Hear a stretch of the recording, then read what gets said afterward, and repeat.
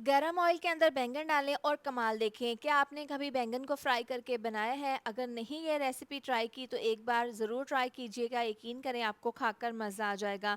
सबसे पहले बैंगन की हमने कटिंग कर लेनी है, 4 पीसेस में काट लेंगे। गरम ऑयल के अंदर बैंगन डाल देंगे, फ्राई कर लेंगे। हल्का सा इसका कलर चेंज होने के बाद इसमें डाल देंगे टमाटर 3 अदद और हरी मिर्चें, इनको फ्राई कर लेंगे।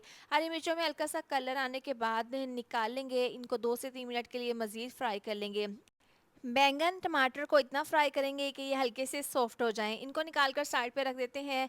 अब इसी पैन में डाल देंगे 2 मीडियम साइज़ के चॉप किए हुए प्याज, लहसुन का पेस्ट डाल देंगे और हल्का सा कलर चेंज होने तक इसको हम पका लेंगे। इसके बाद इसमें नमक डाल देंगे, हल्दी पाउडर, पिसी हुई लाल मिर्च, कुटी हुई लाल मिर्च, साथ ही इसमें डाल देंगे ज़ीरा पाउडर और धनिया पाउडर। ये डालने के बाद मसाले, इसमें थोड़ा सा पानी डाल देंगे। पानी इसलिए डाला है ताकि मसाले पक जाएं और पैन में नीचे ना लगें।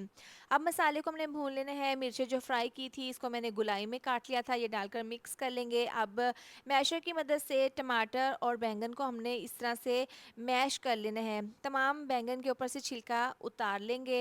यहाँ पर मसाला हमारा तैयार है। इसके बाद हमने ये मिक्सचर डाल देना है बैंगन और टमाटर का। ये डालने के बाद इसको मिक्स कर लेंगे। बस इसको तकरीबन 3 से 4 मिनट के लिए पका लेना है। बारीक कटा हुआ हरा धनिया और हरी मिर्चें इसके ऊपर डाल देंगे, साथ ही इसमें डाल देंगे लेमन का रस, मिक्स कर लेंगे। बहुत ही मज़ेदार सा बैंगन का भुर्ता तैयार है।